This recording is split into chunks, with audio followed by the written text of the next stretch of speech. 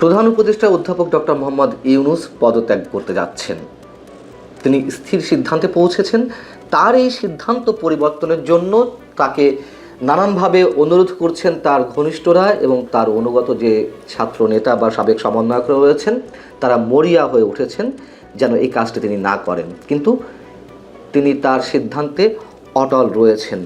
দর্শক, এরকম একটি গুঞ্জন চারিদিক থেকে শোনা যাচ্ছে, সামাজিক যোগাযোগ মাধ্যমে এটি নানান জনের স্ট্যাটাসে সয়লাব হয়ে গেছে। পাশাপাশি এটুকু আপনাদেরকে জানাই, কোনো গণমাধ্যমের বিশ্লেষণাত্মক লেখায় এটি রেফারেন্স হিসেবে এসেছে যে তিনি পদত্যাগ করতে পারেন। অনেকে আবার বলছেন এটি নাটকও হতে পারে, গুঞ্জন আকারে এটি ছড়িয়ে দিয়ে পাবলিক পাস বোঝার চেষ্টা করা হতে পারে, অথবা ডক্টর মোহাম্মদ ইউনূসের আশপাশে যারা রয়েছেন তারা যাতে তাকে আরও শক্ত করে আষ্টে পৃষ্ঠে তাকে বেঁধে রাখার চেষ্টা করেন। এটা সত্য যে তার এই পদত্যাগের বিষয়ে গত 9 মাসে নানান সময় গুঞ্জন ছড়িয়েছে, তবে তখনকার গুঞ্জন আর এবারের গুঞ্জনের মধ্যে নিশ্চয়ই বিস্তর পার্থক্য রয়েছে, ফারাক রয়েছে। সেনাবাহিনী এবং সরকারের মধ্যে যে ক্রমশ দূরত্ব বাড়ছে সেটা তো আমরা জানি। বিশেষ করে সেনাপ্রধান জেনারেল ওয়াকারুজ্জামান এবং ডক্টর ইউনূসের মধ্যে যে বিরোধ বা যে দূরত্ব গত সেপ্টেম্বর থেকে সেটি ধীরে ধীরে নানান ইস্যুতে প্রকট হয়েছে। তার প্রমাণ তো আমরা পেলাম গত 21শে মে বুধবার। এবং এও তো আমরা জানি যে বিশেষ করে করিডোর ইস্যুতে সেনাপ্রধানকে নিজেদের সিদ্ধান্তে নিয়ে আসার জন্য বা বোঝাতে অনেক ধরনের চেষ্টা করা হয়েছে, কিন্তু সেনাপ্রধান সেটিতে রাজি হননি।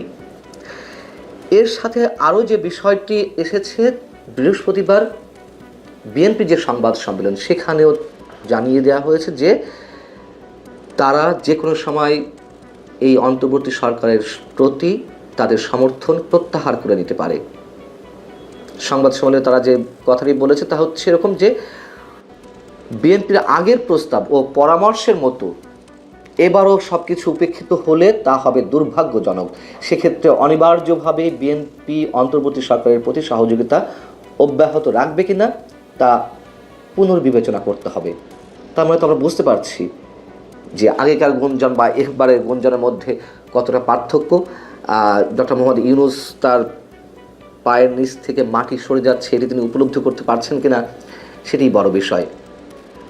এবং আরও একটি বিষয় আপনাদেরকে জানিয়ে রাখি, এই গুঞ্জনের পিছনে সত্যতা কতটুকু থাকতে পারে। সরকারের যিনি তথ্য উপদেষ্টা অধ্যাপক ডক্টর মোহাম্মদ ইউনূসের কাছে যিনি মাস্টার মাইন্ড গত অভ্যুত্থান বা আন্দোলনের, সেই মাহফুজ আলম একটি বিশেষ ইঙ্গিতপূর্ণ স্ট্যাটাস দিয়েছেন তার ফেসবুক পেজে। তিনি জাতির কাছে ক্ষমা চেয়েছেন, ভুল প্রার্থনা করেছেন, নাকি তিনি তার সৈন্য সামন্তের কাছে বা তার সহযোদ্ধাদের কাছে এই ক্ষমা চেয়েছেন বা ভুল প্রার্থনা করেছেন আমরা জানি না। তার এই স্ট্যাটাসটি আবার হাসনাত আবদুল্লাহ শেয়ার করেছেন। তার মানে বোঝা যাচ্ছে, আমার এর আগের একটি কন্টেন্টে আমি বলছিলাম যে বিপর্যয়ের মুখে এনসিপি, সেখানে নিশ্চয়ই ব্যাখ্যা করেছি। তো একটা গুমোট পরিস্থিতি সৃষ্টি হয়েছে চারিদিকে, সেটাও আমি জানিয়েছি। মাহফুজ আলম তার স্ট্যাটাসে যেটি বলছেন, তার স্ট্যাটাসের শিরোনাম হচ্ছে ব্যক্তির আদর্শ সম্মান ও আবেগের চেয়ে দেশ বড়। আবেগের চেয়ে দেশ বড়, কোন আবেগের কথা বলছেন? ডক্টর মোহাম্মদ ইউনূসের আবেগের কথা বলছেন, নাকি তারা যে ভুল ভ্রান্তি করছেন, পদে পদে বিপ্লবী, কথিত বিপ্লবী চেতনার বশবর্তী হয়ে নানান ধরনের হঠকারী কথাবার্তা বলছেন, কর্মকাণ্ড ঘটাচ্ছেন, সেগুলোকে আবেগী কথাবার্তা বলছেন? জানি না, তবে যথেষ্ট ইঙ্গিতপূর্ণ এই স্ট্যাটাসটি। আমি ছোট করে একটু পড়ে শুনে আপনাদেরকে। মাহফুজ আলম লিখছেন যে দেশপ্রেমিক শক্তির ঐক্য অনিবার্য। আগেকার যে কোনো বক্তব্য ও শব্দচয়ন যা বিভাজনমূলক ছিল সেগুলোর জন্য আমি আন্তরিকভাবে দুঃখিত। সরকারে আর একদিনও থাকলে অভ্যুত্থানের সকল শক্তির প্রতি সম্মান ও সংবেদনশীলতা রেখে কাজ করতে চাই। বাংলাদেশের শত্রুরা ঐক্যবদ্ধ ও আগ্রাসী, সার্বভৌমত্ব ও গণতান্ত্রিক সকল প্রতিষ্ঠান হুমকির মুখে। দেশপ্রেমিক জনগণ যারা জুলাই অভ্যুত্থানে ঐক্যবদ্ধ ছিলেন তাদের সামনে দীর্ঘ পরীক্ষা। এই পরীক্ষা ঐক্যের এবং ধৈর্যের, এই পরীক্ষা উতরে যেতেই হবে। এও শোনা গেছে যে ডক্টর মোহাম্মদ ইউনূস ছাত্র নেতাদের উপরে প্রচণ্ডভাবে ক্ষুব্ধ। তিনি যখন বলেছেন যে আমি আর থাকবো না, তাদের উপরে রুষ্ট হয়ে বা ক্ষুব্ধ হয়ে তিনি বলেছেন, সেই জায়গা থেকে মাহফুজ আলমের এই স্ট্যাটাস কিনা আমরা ঠিক বলতে পারছি না, তবে অনেক কিছু মিলে যায়।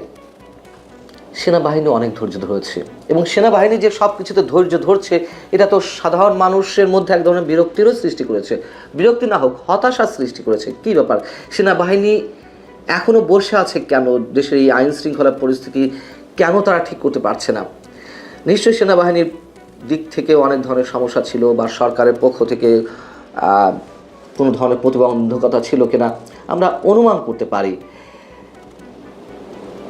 বুধবার সেনাপ্রধান যে বললেন যে আর মবতন্ত্র বা মব ভায়োলেন্স সহ্য করা হবে না, তার এই কথার পরেও আমরা দেখলাম বৃহস্পতিবার নারায়ণগঞ্জে আওয়ামী লীগের সাবেক সংসদ সদস্য মমতাজকে যখন আদালত প্রাঙ্গণে তোলা হয় তখন তার উপরে পচা ডিম এবং জুতা নিক্ষেপ করা হয়েছে। তিনি মবের শিকার হয়েছেন এবং এগুলো সমালোচিত হচ্ছে যে সেনাপ্রধান তার এই বক্তব্য দেওয়ার পরেও এটি ঘটে কীভাবে। নিশ্চয়ই সেনাবাহিনী বসে থাকবে না, এটুকু আমাদের দৃঢ় বিশ্বাস। তার কারণ সেনাপ্রধান এর আগে ওয়ার্নিং দিয়েছেন, আবারও ওয়ার্নিং দিলেন, তো তিনি নিশ্চয় তার জায়গায় থেকে শুধু কথা বলছেন না, এটুকু আমাদের দৃঢ় বিশ্বাস। এখন কথা হচ্ছে যে ডক্টর মোহাম্মদ ইউনূস কেন এখনই পদত্যাগ করতে চাইবেন?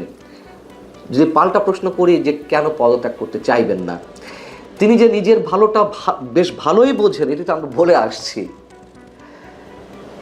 তিনি নোবেল লরিয়েট, তার ক্ষমতার প্রতি লোভ ছিল, এটি অনেকেই বলেন, কিন্তু সেই ক্ষমতা দীর্ঘায়িত করতে গিয়ে, কুক্ষিগত করতে গিয়ে তিনি অনেক বেশি সমালোচিত হচ্ছেন এবং অনেক কিছুই তিনি নিয়ন্ত্রণ করতে পারছেন না। তিনি নির্বাচন ইস্যুতে এখনও কোনো স্পষ্ট বক্তব্য দিতে পারেননি এবং তার যারা সৈন্য সামন্ত অথবা তার উপদেষ্টা পরিষদের সদস্যরা কেউ এটিকে নিয়ে অনেক বেশি পানি ঘোলা করছেন। তার প্রেস সেক্রেটারি তো মনে হয় যে প্রধান উপদেষ্টার অ্যাবসেন্সে তিনি তার দায়িত্ব পালন করবেন এমন একটা অবস্থা, তিনি সবসময় ব্যাখ্যা দেওয়ার চেষ্টা করছেন জুন আর ডিসেম্বর বলতে কী বোঝান। এবং সর্বশেষ তিনি বললেন যে বর্তমান সরকারের সব ধরনের ম্যান্ডেট রয়েছে সব কিছু করার। এই যে হঠকারী বক্তব্য, আগ্রাসী বক্তব্য, এগুলো মানুষ ভালো চোখে নিচ্ছে না, নেওয়ার কথাও নয়। এবং করিডোর এবং বন্দর ইস্যুতে জনমত তুমুল তার বিরুদ্ধে চলে গেছে, প্রধান উপদেষ্টার বিরুদ্ধে। মবতন্ত্র কায়েম হয়েছে, মৌলবাদের উত্থান ঘটছে, দেশের অর্থনৈতিক অবস্থা ভালো না, বিনিয়োগের যে গল্প শোনানো হচ্ছিল ঠাকুমার ঝুলির গল্পর মতন গাল ভরা গল্প, সেগুলো তো মানুষের সামনে কোনো কিছু দৃশ্যমান হয়নি। এবং সবশেষ ডক্টর মোহাম্মদ ইউনূস মার্কিন সমর্থনে এসেছিলেন এবং আসার পরেও তিনি মার্কিন সমর্থনে টিকেছিলেন, বিশেষ করে করিডোর দেওয়ার বিনিময়ে তার ক্ষমতা দীর্ঘায়িত করা একটি পরিকল্পনা ছিল, এরকম অনেকের ধারণা। কেউ প্রশ্ন করছেন তাহলে কি এই যে করিডোর দেওয়ার বিষয়টি হঠাৎ করে থেমে গেল বা সরকার একটু নমনীয় ভূমিকা পালন করছে, সেনাবাহিনী একেবারে পুরোপুরি বিপক্ষে অবস্থান করছে, জাতীয় স্বার্থে কোনো ধরনের আন্তর্জাতিক খেলা এই বাংলাদেশে খেলতে দেওয়া হবে না, নো ব্লাডি করিডোর বিজনেস, এই শব্দগুলো সেনাপ্রধান উচ্চারণ করেছেন। অতএব এই বিষয়গুলো তো মার্কিন প্রতিনিধিদের কারণে গেছে, তারা কি তাহলে সমর্থন তুলে নিল ডক্টর মোহাম্মদ ইউনূসের প্রতি? পাশাপাশি হিউম্যান রাইটস ওয়াচ, আমরা জানি যে যুক্তরাষ্ট্রের অনুগত, পশ্চিমা বিশ্বের অনুগত আন্তর্জাতিক যে মানবাধিকার সংগঠনগুলো রয়েছে, বিশেষ করে ইন্টারন্যাশনাল যে সংগঠনগুলো, হিউম্যান রাইটস ওয়াচ, তারাও একটি বিবৃতি দিয়েছে বৃহস্পতিবার। এই বিবৃতি আমাদের সামনে এলো। সেখানে তারা বর্তমান সরকারের সময়ে মানবাধিকার যে চরমভাবে লঙ্ঘিত হচ্ছে তার তীব্র নিন্দা জানিয়েছে এবং উদ্বেগ প্রকাশ করেছে।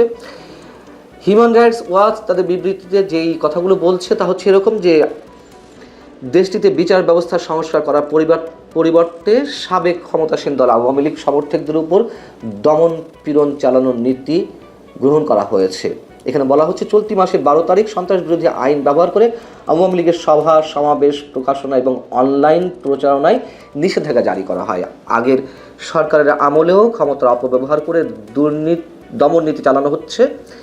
নতুন সিদ্ধান্তের মধ্য দিয়ে আওয়ামী লীগ সরকারের মতো মানুষের মৌলিক স্বাধীনতা লঙ্ঘন করবে অন্তর্বর্তীকালীন সরকার, মানে ভবিষ্যতে আরও চরম পর্যায়ে যাবে, সেটি তারা ফোরকাস্টিং করছে। এখন বিষয়টা হচ্ছে যে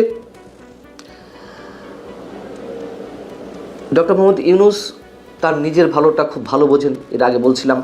তার একটি বড় প্রমাণ তো আমাদের সামনে রয়েছে। 1-11 সরকারের সময় যখন তার নেতৃত্বে একটি রাজনৈতিক দলে আত্মপ্রকাশ ঘটল, নাগরিক শক্তি, যাদের পরামর্শে তিনি এই রাজনৈতিক দলের আত্মপ্রকাশ ঘটালেন, একটা সময় যখন দেখলেন তিনি খুব জুৎসই কিছু করতে পারছেন না, সেই পরামর্শকদের সাথে কোনো ধরনের পরামর্শ ছাড়াই তিনি হঠাৎ করে সব কিছু ছেড়ে ছুড়ে দিলেন। এবং এটিও আমরা অনেক আগে থেকে বলে আসছি, সুযোগ এলে বা যখন সুযোগ মনে করবে ডক্টর মোহাম্মদ ইউনূস, তিনি সব কিছু ছেড়ে ছুড়ে দিয়ে তিনি তার নিজের জগতে ফিরে যাবেন। এবং এটিই হওয়ার কথা, এটিই হওয়ার সম্ভাবনা রয়েছে। আর সেনাবাহিনীর সাথে যে দূরত্ব বর্তমান সরকার স্পষ্ট হয়েছে এবং মানুষ যে অতিষ্ঠ হয়ে গেছে, তার মধ্য দিয়ে যে গুঞ্জনগুলো ছড়াচ্ছে, এগুলো প্রিয় দর্শক যদি অচিরেই এই ধরনের কোনো সিদ্ধান্ত আমাদের সামনে আসে, অবাক হওয়ার কিছু থাকবে না।